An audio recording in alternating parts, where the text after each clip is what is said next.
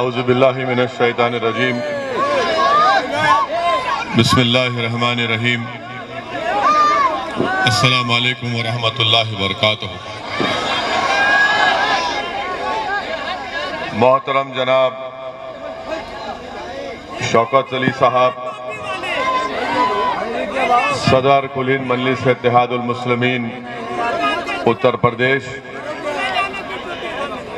Doctor Abdul mannan साहब जो उतरौला विधानसभा से मजलिस इत्तेहादुल मुस्लिमीन के उम्मीदवार हैं, मजलिस इत्तेहादुल मुस्लिमीन के रुकने पार्लिमान मोहतरम जनाब सैयद इम्तियाज जलील साहब, साबिका रुकने असम्बली मुंबई जनाब वारिस पठान साहब, मजलिस इत्तेहादुल मुस्लिमीन के कौमी तर्जुमान मोहतरम जनाब सैयद आसिम वखार साहब, शहनशीन पर तशरीफ फरमा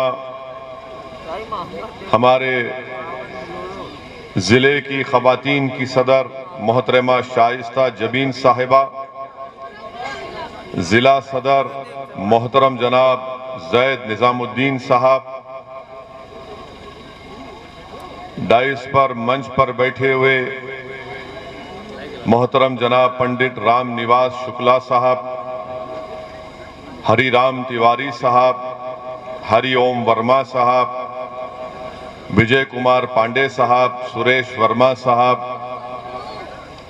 उतरौला विधानसभा के मेरे तमाम मजलिस की रुफ़ा गयूर नौजवानों, बुजुर्गान कौम और मिल्लत, पसे पर्दा बैठकर सुनने वाली मेरी इज़्ज़तदार माँ और बहनों, मैं आप तमाम का दिल की गहराइयों से आपका शुक्रिया अदा करता हूँ कि आपने आज के इस जलसे में अपना कीमती वक्त निकालकर आपने इस जलसे में शिरकत की। आपका बेहद शुक्रिया। और इतनी बड़ी तादाद में आप तमाम का यहाँ पर जमा होना इस बात का पैगाम देता है कि इंशाअल्लाह ताला जब 3 महीने के अंदर उत्तर प्रदेश में विधानसभा के चुनाव होंगे, इंतखाबात होंगे, तो यकीनन आप तमाम अपनी दुआओं से, अपने वोट से, अपनी वाबस्तगी से, अपने मशवरों से यहाँ से अब की बार इंशाअल्लाह ताला आप एक नया विधायक जिसका नाम डॉक्टर अब्दुल मन्नान होगा, आप उनको कामयाब करेंगे।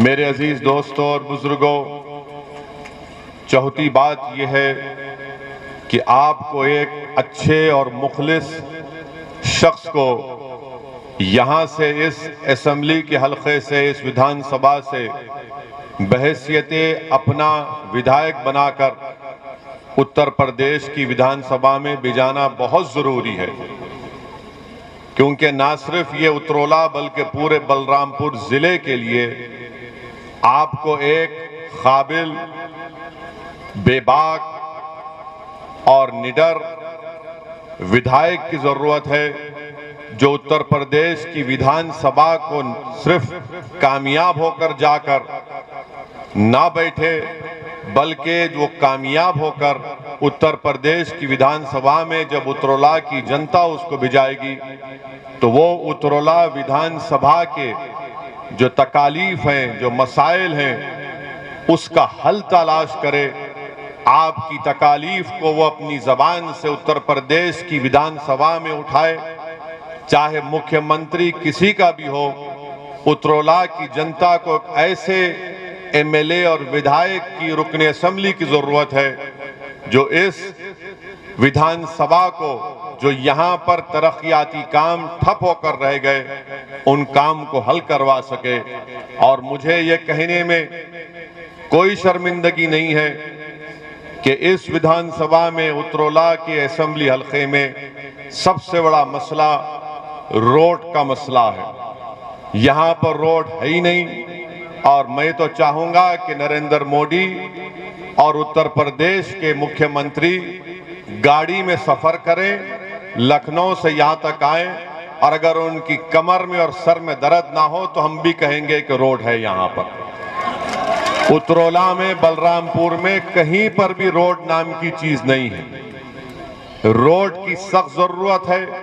मैं आपसे वादा कर रहा हूं कि आप डॉक्टर अब्दुल मन्नान को कामयाब करिए, इंशाअल्लाह ताला हम इस अहम मसले को हल करेंगे।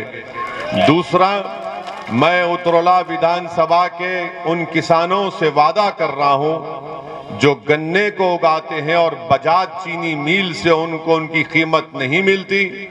आप डॉक्टर अब्दुल मन्नान को कामयाब करिए।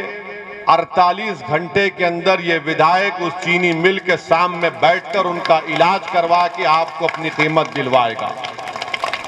आप डॉक्टर अब्दुल मन्नान को यहां से अपना एमएलए विधायक बनाइए तो जो पॉलिटेक्निक और आईटीआई कॉलेज की बिल्डिंग का काम बरसों से चल रहा है, और अगर यहां से आप डॉक्टर अब्दुल मन्नान को कामयाब नहीं करेंगे तो वो बिल्डिंग का काम सुबह क़यामत तक चलता रहेगा और मुकम्मल नहीं होगा। आप मंदलिस को कामयाब करिए, वो पॉलिटेक्निक और आईटीआई की बिल्डिंग का काम इंशाअल्लाह ताला डॉक्टर अब्दुल मन्नान आपके दुआओं से और आपकी ताईद और ताकत की बिना पर उसको मुकम्मल करवाएंगे। मैं आपसे इस बात का भी वादा कर रहा हूं कि बलरामपुर बल्कि उतरौला से यहां पर ट्रेन अज़ां हो रही है, 1-2 मिनट रुक के अज़ां हो रही है।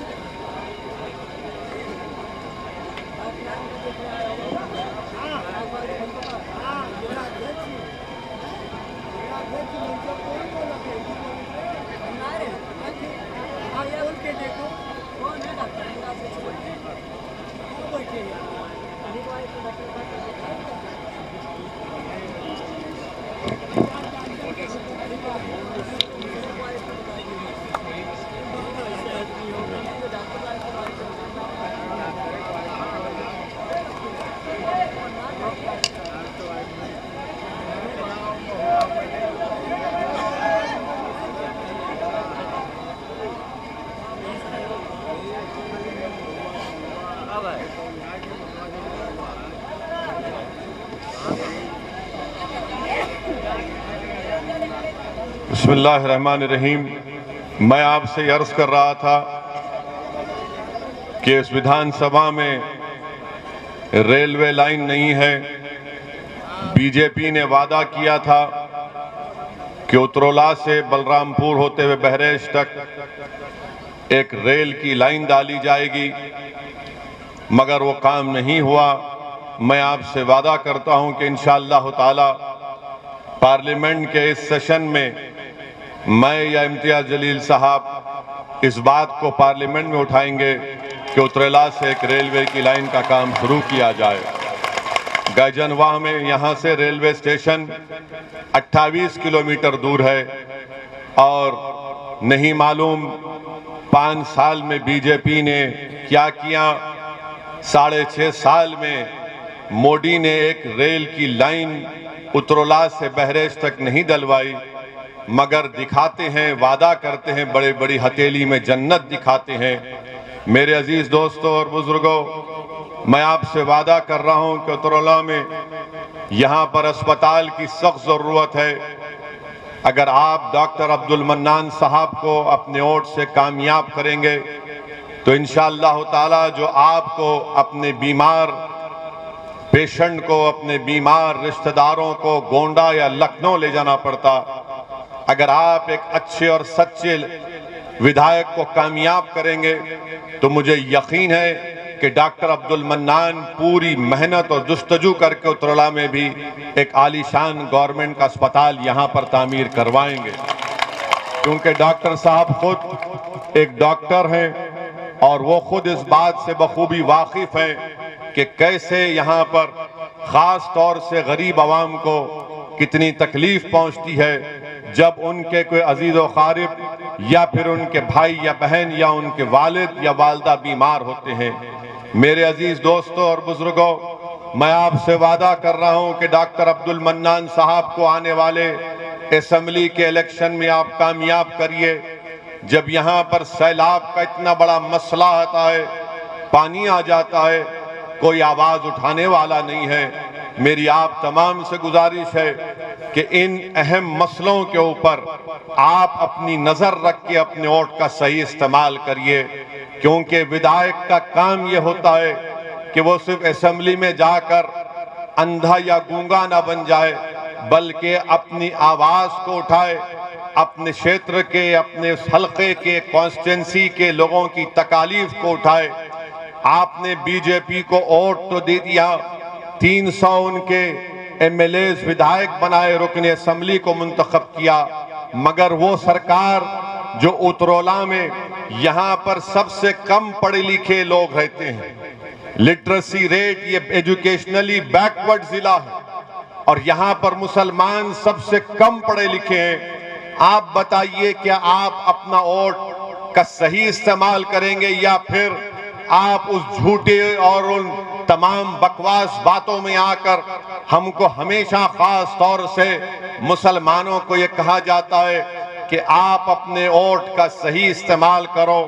अब जब असेंबली का इलेक्शन करीब आ रहा है तो ये जो हमारे मुसलमानों के दरमियान में जो इन बड़ी बड़ी पार्टियों के दल्ले हैं, वो आपके दरमियान में आकर मुसलमानों से शैतान जिस तरह एक इंसान के कान में खुसखुस करता है, उस तरह आकर कहेंगे कि भाइयों, ये इलेक्शन हमारे जिंदगी मौत का इलेक्शन है, अपने वोट का इस्तेमाल ओवैसी के हक में मत करो, वरना वोट का इस्तेमाल अगर ओवैसी के पार्टी के हक में करोगे तो वोट डिवाइड हो जाएगा।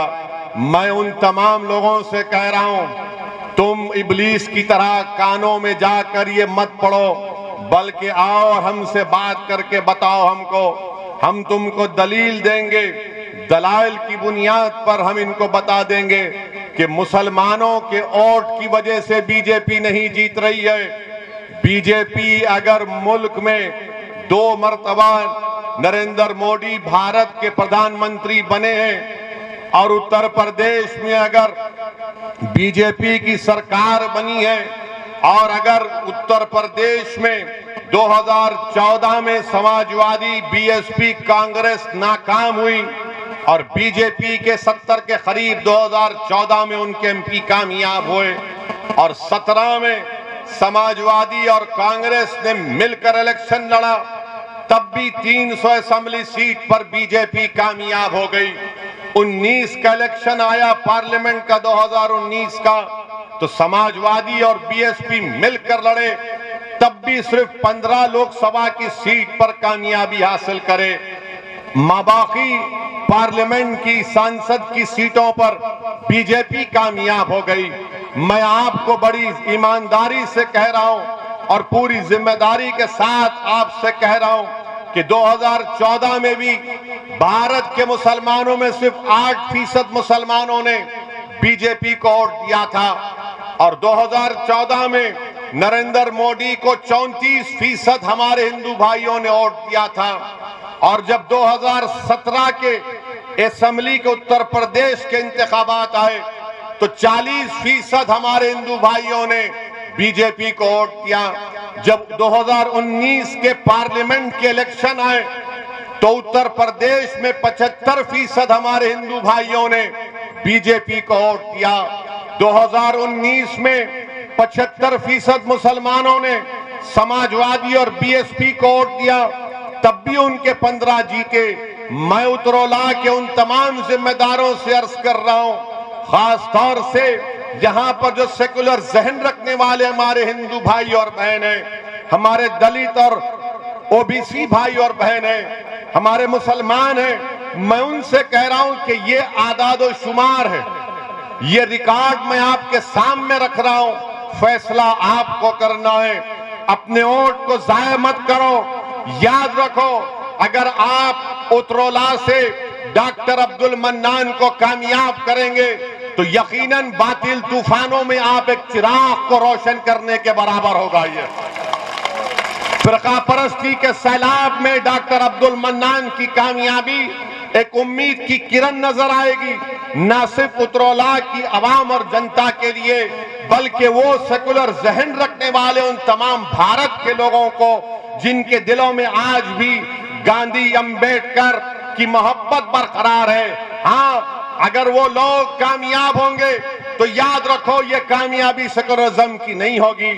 आपको और मुसलमानों को खास तौर से ये कहा जाता है कि सेकुलरिज्म को बचाना है, सेकुलरिज्म को बचाना है। मैं इनसे पूछना चाहता हूं, क्या सेकुलरिज्म को बचाना सिर्फ भारत के मुसलमानों की जिम्मेदारी है? क्या सेकुलरिज्म को बचाना हिंदुओं की जिम्मेदारी नहीं है? क्या सेकुलरिज्म को बचाना 9% यादवों की नहीं है? 9% यादव है और 2-2 मर्तबा उनका मुख्यमंत्री बन जाता है। क्या सेकुलरिज्म को बचाना हमारे दलित भाइयों की जिम्मेदारी नहीं है? क्या सेकुलरिज्म को बचाना हमारे ओबीसी भाइयों की जिम्मेदारी नहीं है? क्यों नहीं ये सब लोग मिलकर इनसे कहते हैं कि सेकुलरिज्म को बचाओ, मगर सेकुलरिज्म को बचाना सिर्फ मुसलमानों के गले में जिम्मेदारी डाल दी जाती है। हमारे गले में सांप डाल दिया जाता है और हम इस सांप से बचाने की अपने आप को कोशिश करते हैं। ये सांप हमको ही डसता है, उनको नहीं डसता। हम बर्बाद होकर रह गए। 60 साल भारत के मुसलमानों ने सेकुलरिज्म के नाम पर इन तमाम नाम निहाद सेकुलर पार्टियों को वोट दिया। बताओ क्या हासिल किया आपने? बताओ मुसलमानों, बताओ आपने क्या हासिल किया? आपने समाजवादी को इख्तियार दिया, मुलायम सिंह यादव को मुख्यमंत्री बनाया, आपने वोट दिया, अखिलेश को मुख्यमंत्री बना दिया, आपने बहन मायावती को मुख्यमंत्री बनाया, उससे पहले बरसों आपने लोकदल और कांग्रेस को वोट दिया। अरे बताओ, क्या तुम्हारे पास कोई तरक्की हुई? क्या तुमने कुछ हासिल किया?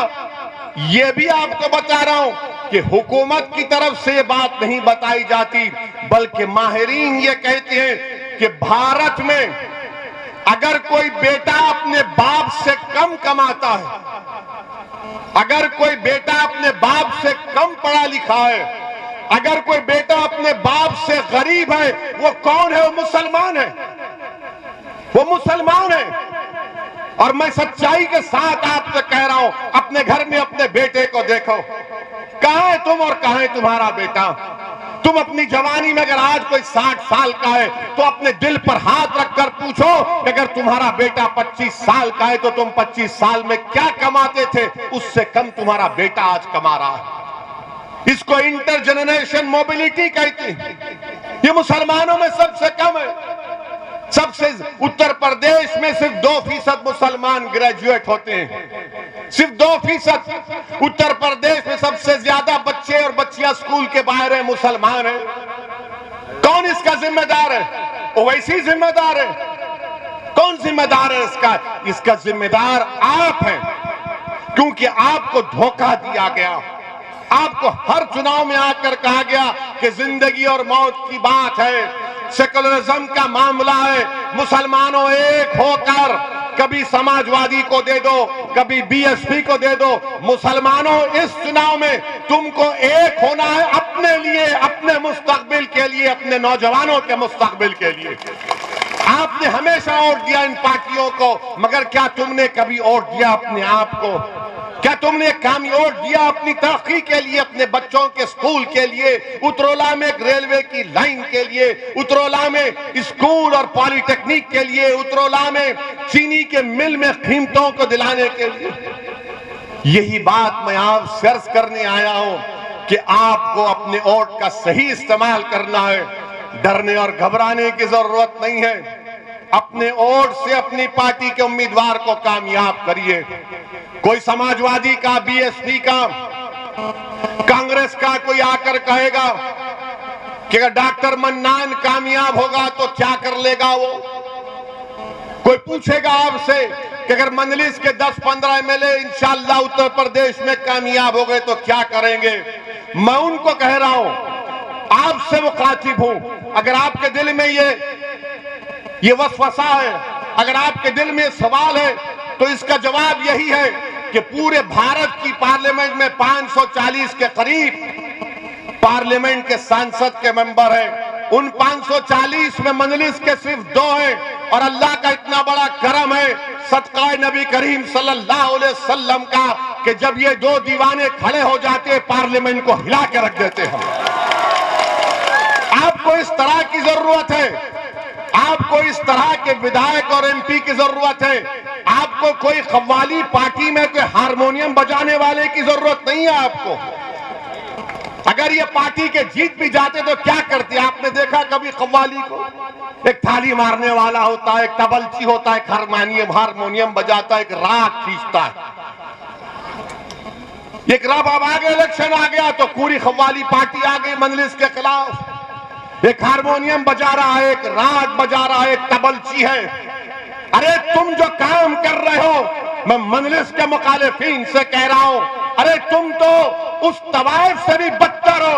कम से कम वो अपना पेट काटने के लिए करती है, तुम तो कौम का मुस्तकबिल बर्बाद कर रहे हो। तुम तो कौम का मुस्तकबिल बर्बाद कर रहे हो। बताओ आपने क्या हासिल किया। आपके पास में ये आदादो शुमार, ये फैक्ट्स एंड फिगर्स दे रहा हूं, कुछ जवाब नहीं दे सकते हमारे दलाइल का। सिर्फ यही कहते हैं कि ओवैसी जज्बाती तकरीर करता है। हाँ, जिंदा हूं तो जिंदगी का सबूत देना पड़ेगा। जो मुर्दा है उसमें जज्बात नहीं होते। अल्लाह ने दिमाग दिया, सोचने और समझने का सलीका दिया। अल्लाह ने दिमाग दिया कि उठाओ ना इंसाफी के खिलाफ आवाज उठाओ तो उठाता हूं। अल्लाह ने दिमाग दिया, अल्लाह ने एहसास दिया इंसान को कि जालिम का साथ मत दो, मजलूम का साथ दो, तो बोलते रहते हैं। अब जो मुर्दा हो चुके हैं, जिनका जमीर मर चुका, जिनकी आंखों पर पर्दा पड़ चुका, जिनके पास सोचने और समझने का सलीका छीन लिया गया, वो क्या महसूस करेंगे किसी मजलूम की तकलीफ को। वो सिर्फ इलेक्शन में आकर कहेंगे कि सेकुलरिज्म को बचाओ, वोट को टूटने मत दो, इनको कामयाब करो। अरे जब 9% यादव 2-2 बार अपना मुख्यमंत्री बना लेते हैं, तो क्या उत्तर प्रदेश की विधानसभा में आप मंजलिस के 15-20 अरकान असेंबली को कामयाब नहीं कर सकते? क्या बुतुल्लाह से डॉक्टर मन्नान को कामयाब नहीं कर सकते? कर सकते हैं इंशाअल्लाह ताला। और आपको करना है, बताना है। लोग यहां पर बैठकर, याद रखो मेरी एक बात को, मैं अपनी जिंदगी का तजुर्बा आपसे कह रहा हूं। मुझे ज्यादा तजुर्बा नहीं है, मगर थोड़ा तजुर्बा है। इंसान जब एक मरहले पर पहुंच जाता है ना, जहां पर उसको फैसला लेना है, तो हमेशा याद रखो, दिमाग आपसे कहेगा खतरा मत मोल ले। दिमाग कहेगा कि खतरा मत मोल ले। दिल बोलेगा प्यारे जब प्यार किया तो डरना क्या, दिल का साथ दो, दिल का साथ दो। दिमाग तुमको डरा देगा। तुम दिमाग से पूछोगे अल्लाह कहाँ है, तो दिमाग से सवाल, दिमाग बोलेगा कहाँ है अल्लाह, दिल बोलेगा अरे प्यारे जमीन और आसमान का खालिक तो वही है। जो बगैर देखे जिस पर ईमान लाना, वो दिमाग का काम नहीं, वो दिल और दिमाग का काम है। तो सिर्फ दिमाग के गुलाम मत बन जाओ, दोनों को इस्तेमाल करो। और अपने आप से सवाल करो कि अगर मैं डॉक्टर मन्नान को वोट दूंगा तो उत्तरोला का क्या फायदा होगा। मैं डॉक्टर मन्नान को वोट दूंगा तो उत्तरोला के भाईचारगी का मजबूत होगी। अगर मैं डॉक्टर मन्नान को वोट दूंगा तो यहाँ पर रोडें बनेंगी। अगर मैं डॉक्टर मन्नान को वोट दूंगा यहाँ पर अस्पताल बनेगा। अगर डॉक्टर मन्नान को वोट दूंगा तो पीने के पानी का मसला हल होगा। अगर मैं डॉक्टर मन्नान को वोट दूंगा तो क्या मेरा विधायक लखनऊ जब जाएगा तो क्या खाली अपनी गाड़ी में टाई टाई लगाकर खामोश हो जाएगा, या फिर असेंबली में जाकर लखनऊ की विधानसभा में आपकी आवाज बनेगा, लखनऊ की हुकूमत के सामने आपके मसाइल को बयान करेगा? ये फैसला आपसे लेने की मैं गुजारिश कर रहा हूं। इन बात पर आप गौर करो। डरने और घबराने की कोई जरूरत नहीं है। याद रखो मेरे अजीज दोस्तों और बुजुर्गों, फिरौन को भी बड़ा गुरूर था, फिरौन को बड़ा गुरूर था कि मेरा इख्तिदार खत्म नहीं होगा। अब ये मुख्यमंत्री और नरेंद्र मोदी को भी बड़ा गुरूर है कि हम इख्तिदार पर रहेंगे आइंदा 20 साल। इंदिरा गांधी को भी यही ख्याल था कि मुझे कोई नहीं हरा सकता, मगर सियासी तारीख गवाह है कि जिस किसी ने यह समझ लिया कि इख्तिदार पर हमेशा रहेंगे, कुदरत ने उनको इख्तिदार से बेदखल किया। इंशाअल्लाह ताला वो दिन दूर नहीं है जब उत्तर प्रदेश में योगी और बीजेपी की सरकार नहीं बनेगी इंशाअल्लाह ताला। मगर मेरे अजीज दोस्तों और बुजुर्गों, मेरे गयूर नौजवानों, आपको अपने उतरौला से अपने एक बेहतरीन विधायक को कामयाब करके लखनऊ को भिजाना है। उतरौला की तरक्की के लिए आपको यहां पर उनको कामयाब और कामरान करना है। अब कोई ये हमारे मीडिया के लोग ये पूछेंगे कि ओवैसी साहब आपने बहुत बोल दिया, बीजेपी को ज्यादा नहीं बोलते आप। यानी हमारी तकरीर के अल्फाज और जुमलों को ये सेकुलर, कम्युनल, लिबरल ये लोग इसको तोलते हैं। कितना बोले? 40% बाबा को बोले तो क्या 50% अखिलेश को क्यों बोल दिए?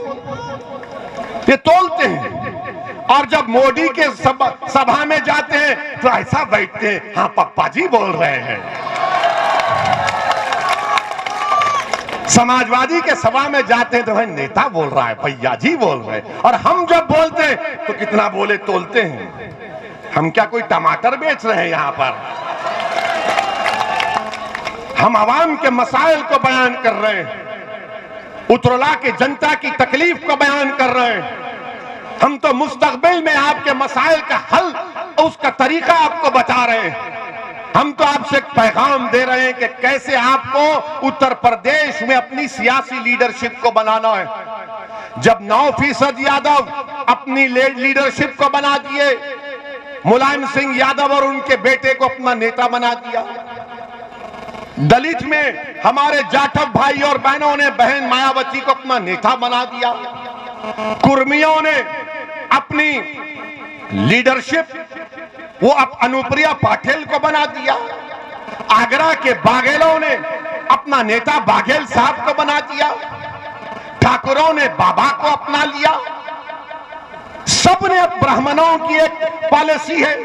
आप बताइए, अगर कहीं पर कोई नजर नहीं आता तो मुसलमान है। बताओ आपका नेता कौन है? बताओ तुम्हारा नेता कौन है? मेरा नाम मत लो, अपने दिल से सवाल करो। मैं आपसे पूछ रहा हूं, बताओ मुसलमानों का उत्तर प्रदेश में नेता कौन है? कौन है तुम्हारा नेता जो तुम्हारी विधानसभा में तुम्हारी आवाज को उठाएगा? कौन है मुसलमानों का नेता उत्तर प्रदेश में? बताइए आप। क्या आप इसी तरह नहीं है बोलेंगे या बनाएंगे? क्या उतरौला में बनाएंगे या पूरे यूपी में बनाएंगे? आपको पूरे यूपी में बनाना है। इसमें कोई गलती नहीं होगी। इससे भारत की जमहूरियत मजबूत होगी, उत्तर प्रदेश की जमहूरियत मजबूत होगी। कैसे होगी? जब तमाम समाज ने अपना नेता बना लिया, अपनी लीडरशिप बना ली। और हम नहीं बना पाए। क्यों नहीं बना पाए? क्योंकि हमने हमेशा इन धोखेबाजों पर भरोसा किया जिन्होंने हमको हमेशा धोखा दिया। मेरे अजीज दोस्तों और बुजुर्गों, उत्तर प्रदेश के ये विधानसभा के चुनाव, आपको उत्तर प्रदेश के मुसलमानों से मेरी अपील है कि अपनी सियासी लीडरशिप को बनाइए। डरने और घबराने की जरूरत नहीं है। अभी आपने सुना इम्तियाज जलील ने क्या कहा था। औरंगाबाद महाराष्ट्र में 22-23 साल से शिवसेना का एमपी था। जब इम्तियाज जलील इलेक्शन लड़ने आए मेरे पास, तो मैंने कहा इम्तियाज साहब दोबारा सोच लो। तो इम्तियाज साहब ने कहा नहीं साहब, मैं सोच कर आया हूं, मुझे लड़ना है पार्लियामेंट का इलेक्शन। और इम्तियाज जलील कोई खानदानी सियासतदान नहीं है, इनके वालिद जलील साहब औरंगाबाद के एक मशहूर डॉक्टर थे, अल्लाह उनकी मग़फ़िरत करे। इम्तियाज जलील 25 साल का जर्नलिस्ट था, मुझसे आकर कहा कि मुझे लड़ना है। मैंने कहा सोच कर आकर बोलो। बोले नहीं साहब, सोचना नहीं है, आप मुझे अपना फैसला सुनाइए। मैं औरंगाबाद के तमाम मजलिस के जिम्मेदार आए, मैं उनकी जिद और उनके जज्बे को देखकर उनके सामने कहा जाओ और इलेक्शन लड़ो। 23 साल के शिवसेना के एमपी को इम्तियाज जलील ने हराकर वहां से मजलिस को कामयाब किया। क्यों किया? क्योंकि एतमाद था, भरोसा था, लड़ने का जज्बा था। अब उतरोला की आवाम को भी अपने दिलों में एतमाद को बहाल करना, एतमाद को मजबूत करना है कि डॉक्टर मन्नान हमारा भाई है, हमारा बेटा है, हमारा खादिम है, हमारा गुलाम है। जो आप पुकारेंगे तो दौड़कर आपके दरमियान में आएगा। यह फैसला आपको उतरोला में करना है। अगर आप अपने अज़म और हौसले को बुलंद रखेंगे तो याद रखो, हम कोई चीज को भी हासिल कर पाएंगे। इंसान अगर अपने अज़म और हौसले को पुख्ता रखेगा तो कोई दुनिया की ताकत उसको रोक नहीं सकती। अल्लाह ने इंसान को बहुत बड़ी ताकतवर चीज दी है, उसको जिद दी है। जब आप जिद में आ जाएंगे कि नहीं उतरोला से यहां पर सिर्फ मजलिस को वोट पड़ेगा, उतरोला की जनता की भलाई के लिए डॉक्टर अब्दुल मन्नान को कामयाब करेंगे, तो यकीनन इंशाअल्लाह ताला डॉक्टर अब्दुल मन्नान यहां से आपका विधायक बनकर लखनऊ को जाएगा इंशाअल्लाह। मेरे अजीज दोस्तों और बुजुर्गों, बीजेपी की सरकार है, योगी कहते हैं हमने ये कर दिया, मोदी कहते हमने वो कर दिया। आपको मालूम अभी नोएडा में जीवर एक मुकाम पर एक नया एयरपोर्ट का संगे बुनियाद देश के वजीर आजम प्रधानमंत्री ने किया। ये बीजेपी वाले कितनी बड़ी चोरी करते हैं देखो आप। क्या किए, नोएडा में जो एयरपोर्ट का संगे बुनियाद रखा गया तो इन्होंने सोशल मीडिया पर बीजिंग के एयरपोर्ट की फोटो डालकर कहा नरेंद्र मोदी इस तरह का एयरपोर्ट बना रहे हैं। यानी चीन का एयरपोर्ट की फोटो डालकर यह बता दिया कि मोदी जी इस तरह का एयरपोर्ट डाल रहे हैं। चीन बोलना पड़ा, अरे बीजेपी वालों ये हमारा एयरपोर्ट है, तुम कहां से तस्वीर ला लिए। यानी कितना झूठ बोलते हैं, यानी झूठ की फैक्ट्री है ये। बीजेपी झूठ को पैदा करती और ऐसा पेश करती कि सच यही है। बीजेपी भारत की जनता से कह रही है कि सच्चाई की तहकीक मत करो, झूठ को सच मान लो और उगल लो, इसको निगल लो। एयरपोर्ट की फोटो भी चीन की डाले और वो चीन भारत की सरजमीन में, लद्दाख में, डेप्सांग में, डेमचाक में, हॉट स्प्रिंग में चीन भारत की जमीन पर बैठा हुआ है। और इन लोगों को जरा सी भी शर्म नहीं आती कि फोटो डालना था तो कम से कम भारत के किसी अच्छे एयरपोर्ट की डालना था, उठाए तो उठाए चीन की उठाए।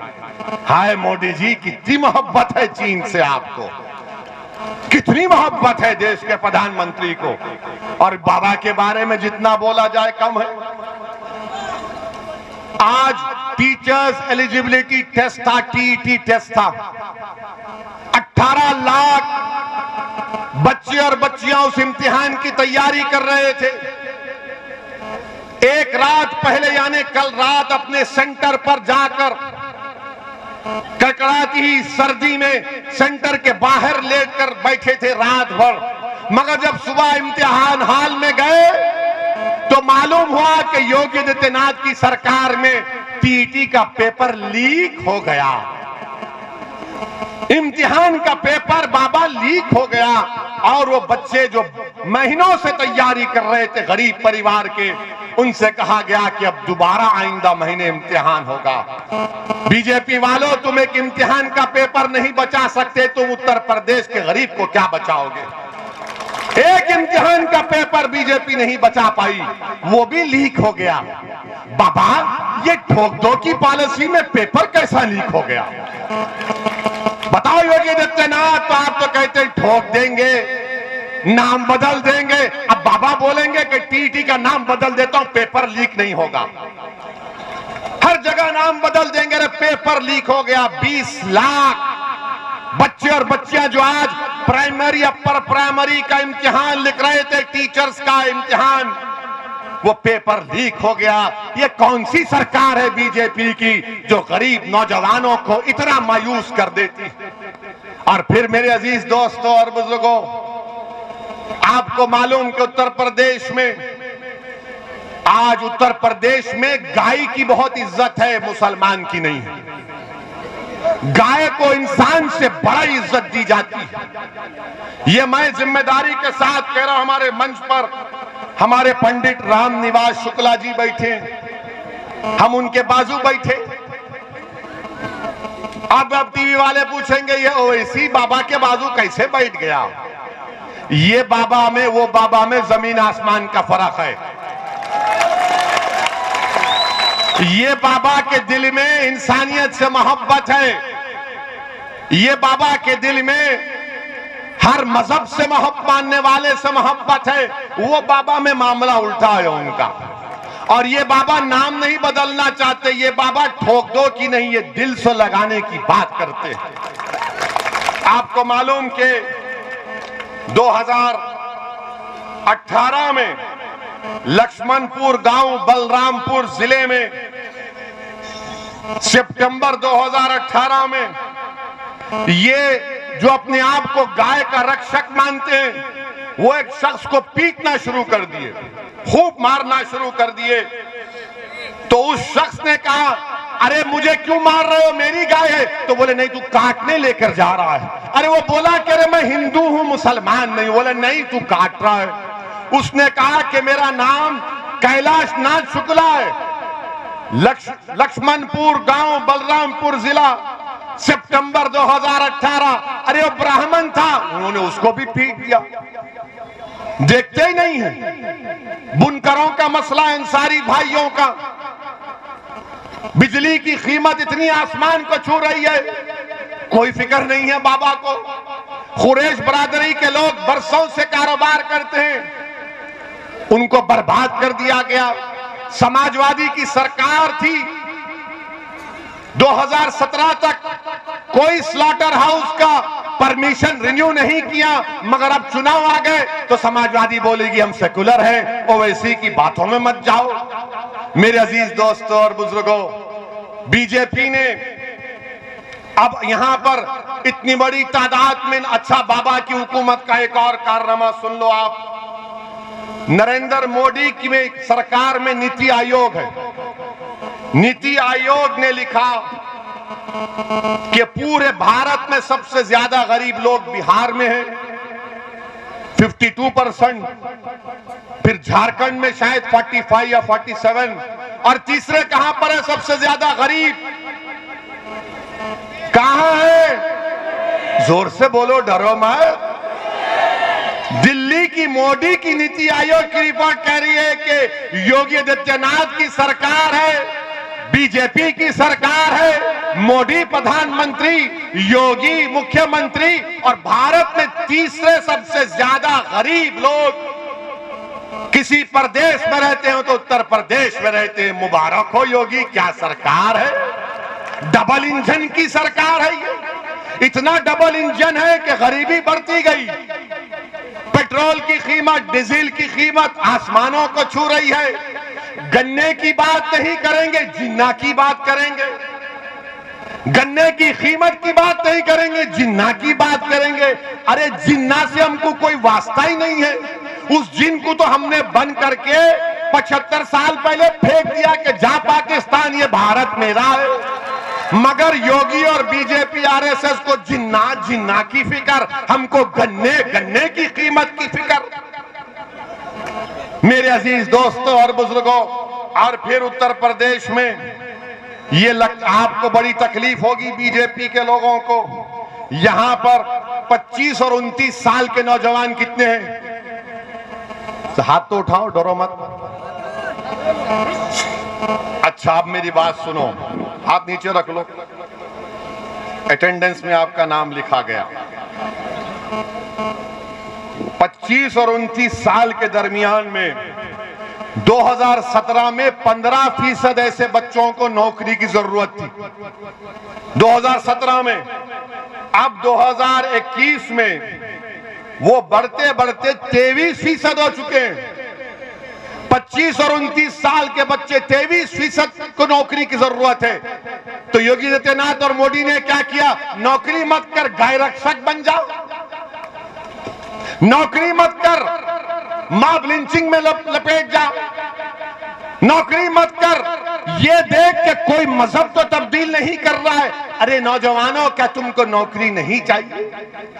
और फिर यहां पर आप ये भी बता दो कि यहां पर 20 और 24 साल के दरमियान में कितने नौजवान हैं? 20 और 24 साल के दरमियान में मैं आपको एक बुरी खबर सुना रहा हूं। मैं आपको एक बुरी खबर सुना रहा हूं। 5 साल पहले 23% 20 और 24 साल के बच्चों को नौकरी की जरूरत थी। वो बढ़ते बढ़ते अब 31% हो गया, 31% हो गया। बताओ मोदी जी, ये कौन सा डबल इंजन है? चलता ही नहीं है। लखनऊ में ही रुक जाता, तुम दिल्ली से बाहर ही नहीं निकलते। मगर मोदी जी हर इतवार को आकर बोलते हैं, मन की बात सुन लो। मन की बात यह है कि भारत के नौजवान के पास नौकरी नहीं है। मन की बात यह है कि सरसों के तेल की कीमत आसमानों को छू रही है। मन की बात यह है मोदी जी कि कीमतों की वजह से भारत का गरीब, चाहे मुसलमान हो, दलित हो, ब्राह्मण हो, ओबीसी हो, सब परेशान है। इसका इलाज बताओ। तो मोदी जी कहेंगे, इसका इलाज मेरे पास नहीं है। इसका इलाज सिर्फ यही है कि मुझे तुम वोट डालते रहो, हम कीमतों में इजाफा करते रहेंगे। मेरे अजीज दोस्तों और बुजुर्गों, ये चुनाव बड़े ही अहम है। मेरी आपसे गुजारिश है कि अपनी सियासी लीडरशिप को बनाइए। डरने और घबराने की जरूरत नहीं है। मैं मजलिस के इत्तेहादुल मुस्लिमीन के जिम्मेदारान यहां पर आए हैं और इंशाअल्लाह ताला सुबह क़यामत तक आते रहेंगे।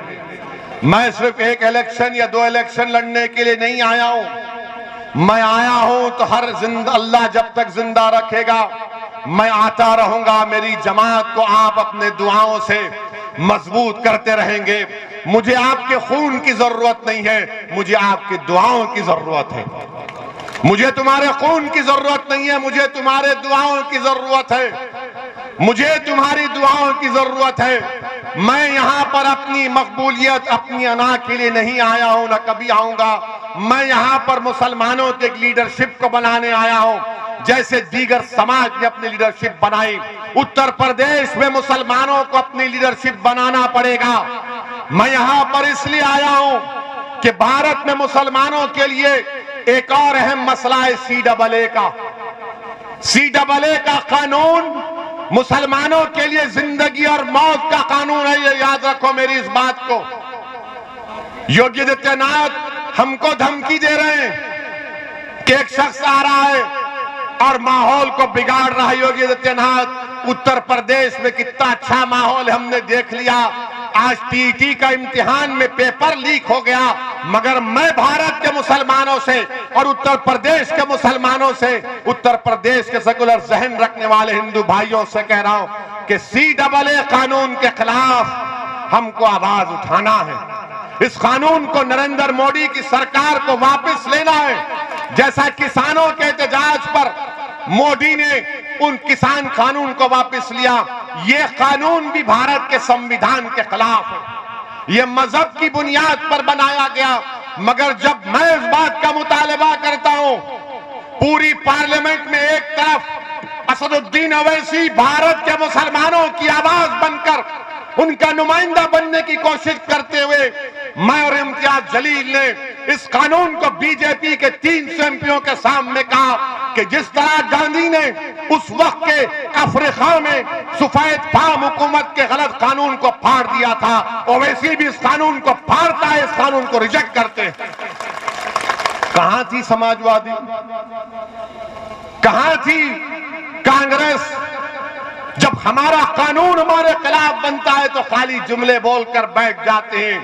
हम नरेंद्र मोदी सरकार से इस बात का मुतालिबा करते हैं कि जिस तरह किसानों के कानून को वापस लिया गया, CAA, NRC, NPR को भी बंद होना चाहिए। अगर याद रखो मेरी इस बात को, अगर CAA, NPR, NRC होगा तो जिस तरह आसाम में 1.5 लाख मुसलमानों को अपनी शहरियत साबित करने के लिए कोर्ट को फॉरेनर्स ट्रिब्यूनल को जाना पड़ेगा, कहीं ऐसा ना हो जाए। इसलिए मैं आपसे अपील कर रहा हूं कि इस बात पर भी गौर करिए, मुत्तहिद रहिए, अपने वोट का इस्तेमाल करिए और उत्तरला के आने वाले इंतखाबात में मजलिस की उम्मीद करिए। अस्सलाम वालेकुम व रहमतुल्लाहि व बरकातहू।